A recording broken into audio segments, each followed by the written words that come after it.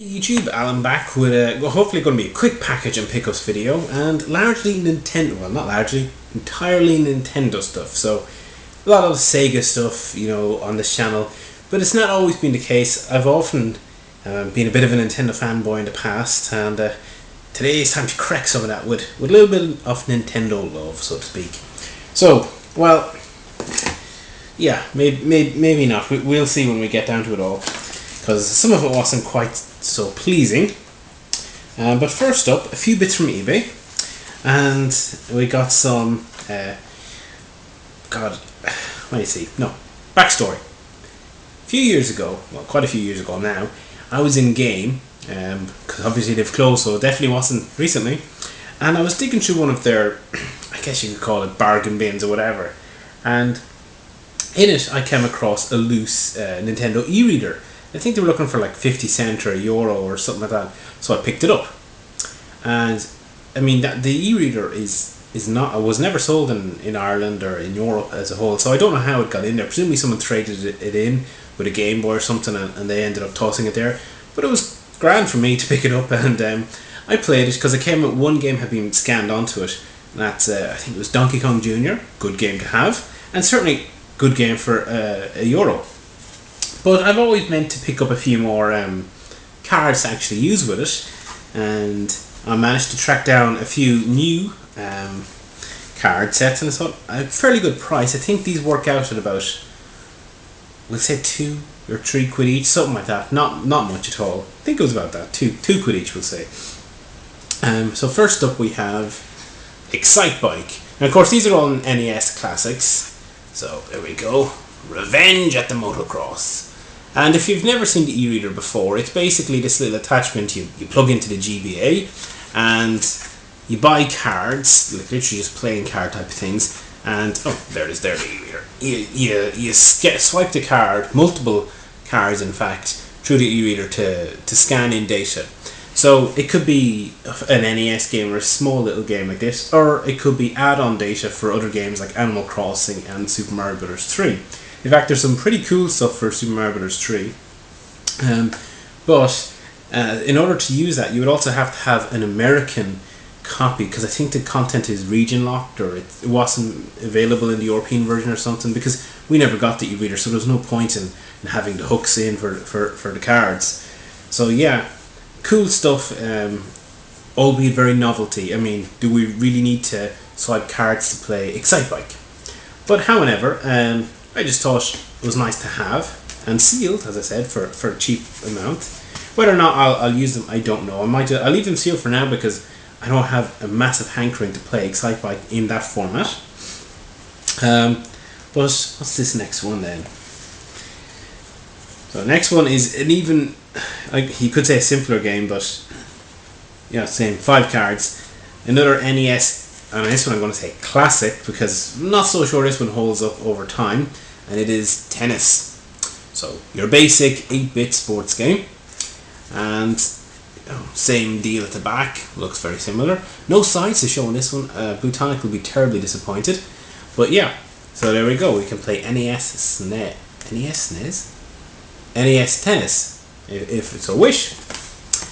And the last one, actually coming in a slightly different box, I notice, is Donkey Kong 3. So you see the hang tab is different, and the positioning of the cards here is slightly different. Now, of course, Donkey Kong 3 is the run to the litter. A lot of people would say, "Why? Who's this Stanley guy? Where's Mario? What's going on? Are those my feet?" Very strange. Yeah, not really loved this game, but again, it was £2, and these were a set of 3. You could buy all 3 together for something like £6. So that's why I went with them. And it's just, they say look out for more classics on the back. I don't know if you'll see Golf as well, the original Donkey Kong on Clu Clu Land. What did these ones say? Oh, this one is loads. Look out for Donkey Kong Jr., Tennis, Excite Bike, Balloon Fight, and Pinball. And this one's the exact same on these ones. So these must be a little later, the second release probably. But now here's the thing.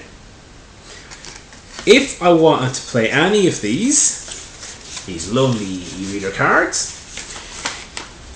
I would essentially wipe out my Donkey Kong Jr. one that's on the e-reader itself, because you can only have one stored at any one time. So ideally, I guess I should really try and find down Donkey Kong Jr. cards before I would swipe something else into the system, because Donkey Kong Jr. is actually better than any of these games. Excite Quake's pretty decent. Donkey Kong 3 is okay. So they're okay games, and I just thought they were a nice novelty to have, and I've always meant to pick up something more for the e-reader, just seen them cheap, so I said why not. But yeah, a smashing hit, and beware. That's puntastic writing on the back of this box. So, something a bit different, e-reader. You generally don't see me pick those up every day. Now, something I was less satisfied with, but from the same seller. They seem to sell new old stock type thing. And this game here it's a Game Boy Advance game. I had my eye on it for a while because I thought, it's not too bad. It was about £6. But again, it's a compilation. It's got 3 games on it, so that's nearly another £2 per game again. And Jesus, where can you buy new Game Boy games these days? Or Game Boy Advance games even? You can't. So before the things go crazy hard to find, you try and find even common Game Boy Advance games boxed. I mean, they can be ridiculously priced, so why not go for it now? And okay, it'll be the US version, but who cares? It'll be in English. The Game Boy is region free, so may as well just go with it. So I plunked down and picked it up after being on my watch list for ages.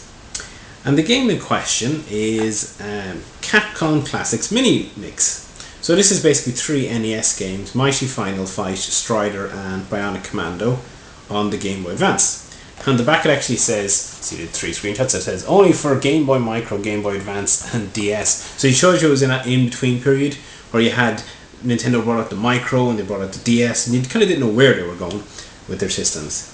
So the game itself seemed fine, but I must say I was quite disappointed with the condition of the box. I mean, you can see the tab here is lifting up.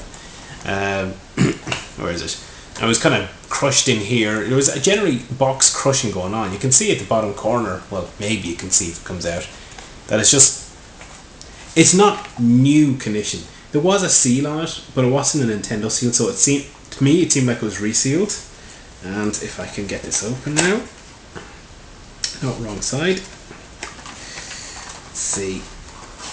What kind of rams that home is the fact that inside it has a security seal thing that you'd often find in shops. Now, you don't get a security seal inside of a new game that's been never been opened. So to me, clearly this is been opened before, and coupled with condition makes me believe it wasn't really a new game at all. Now, to be fair, everything else is in there and is fine. So you have the Game Boy booklet and you have the manual. Is it colour? No, it's actually colour manual too, which is not bad. So there we go. You have Strider. And the cartridge is fine. At least it's not a bootleg. so hard to avoid sometimes. No, doesn't want to come out. But it's in there, trust me. It's in this little baggie and everything. So it generally looks fine, but I guess it probably came from a shop that tended to open its products or whatever. Kind of frustrating. Don't really like that very much. Now, it didn't cost much. But at the same stage, it really is an condition I would expect for new. And I can't, normally I would say something to the seller, but to be honest, I just didn't have the energy or desire to this time. So I said nothing, and I didn't leave feedback or anything, which is normally I would leave feedback. So I would have left feedback, but it would have been maybe neutral at best. And I kind of thought, well, I don't like leaving neutral feedback unless I contact the seller and give them a chance to remedy. But even if they offered me a refund, I'd probably have to post the thing back, and I was like, it cost me as much to post this back as it costs, so just leave it go. But ultimately, in terms of happiness with that. But anyway, let's move on. We've got a handful of GameCube games, mixed sources. First one came from a charity shop, and what's this a charity shop find? Nope, it wasn't. I just opened up because I get confused. Let me see. Yeah, this was from CEX. In fact, all of these came from CEX, but different times. So the first one, though, I picked up on its own. Now that was Harry Potter and the Chamber of Secrets. Fan of the Harry Potter books, movies and whatnot as well. And this was in fine condition, thankfully, because you never know with CX. And it's got a whole load of paraphernalia in here. So you got, what the hell is this? Well, you got a Harry Potter merchandising thingy. You know, buy the Harry Potter chocolate and the Lego and the books and the movies and buy Harry Potter stuff, basically. And we have the manual. Not in colour, except for the ad for more Harry Potter, which is in colour. We have the Nintendo GameCube typical brochure thing. We have some VIP points, which of course are no good now. An ad for a tie, the Tasmanian Devil. So lots of paper for an EA game. Jesus, they went to town, because you wouldn't get that these days. So I think this was, what was it? $2.50, so not too bad. Actually, sorry, 3. I read that wrong. I didn't look it down. So £3. You don't want, oh, and of course the game's in there too, obviously. You don't normally see too many GameCube games in CEX, so they've had a few in of late, and this was the first one I picked up individually. But then they got in a few more a few days later, and the first one I picked up was, to be honest, I didn't realise what it was from the title, and I assumed it was going to be some sort of adventure game, but I think it's a sports game. It's Dark Summit. It was $1.50, so I guess that should have tipped me off. But if you look at the back, it shows a lot of people snowboarding and whatnot. And on the front it mentions that it's an action adventure on the slopes. And it talks, on the back though, it talks about this mystery that you got to unlock. So I'm really not too sure. I suspect it's basically a story-driven, snowboarding game. It's complete, so I'm not going to complain either way. And sometimes snowboarding games actually can be quite good fun, so I'll give it a whirl at some point. That was $1.50. Next up then we have a game I've never heard of before, but it's by Namco. So I said, okay, interesting. If it's by Namco, there's a chance it could be decent. And it wasn't too expensive. This was £3. So I said, I'll give it a shot. And it's Dead to Rights. Apparently one good cop has one very bad day. Which is a Tuesday. He didn't get paid his overtime. Oh, there we go, it's complete again, in reasonable condition. So I don't actually know much about this other than it being, obviously this is not a snowboarding game, I can tell straight away. It was €3, so it couldn't have been a snowboarding game. But apparently you got to command Jack's canine partner Shadow to attack enemies. You're lethal, you got to disarm you're Jack Slate and you got to disarm all these guys, and there's mini games and whatnot. So yeah, could be interesting, and as I said, it's by Namco, so worth a chance, I'd say. Now the last one, most expensive game. I think this was $3.50. Actually, could have even been $4. I'm not too sure, but I wouldn't have paid this much if it wasn't for the connection I have with other games in this series, or rather, I guess you could say this franchise, because it's not related at all to the games I played. And certainly, as far as I can see, it's a totally different genre. And that is Carmen Sandiego. What do they call it? The Secret of the Stolen Drum. So, if you've seen some of the videos I've done with Tony, you'll know that I'm a fan of the Carmen Sandiego games. They're far from the best games in the world. I mean, edutainment type of thing. Not everyone's cup of tea at all. But, I don't know, we tend to get a bit of enjoyment out of them. But these ones here, they look much more like a typical 3D action adventure game, so not really too sure how they tie in at all, or if they do. But apparently you're an Acme agent in training, Cole Gannon, and you're cracking the code on the trail of Carmen Sandiego. Poor Carmen. She's always been hunted down. So there we go. It's complete again, and it's... Oh. There we go. We got the black and white manual. So nothing special there. Nintendo's Don't Kill Yourself brochure. And an Acclaim registration card, I think. Yeah. Before, of course, Acclaim went belly up. They have gone belly up, haven't they? I think they have.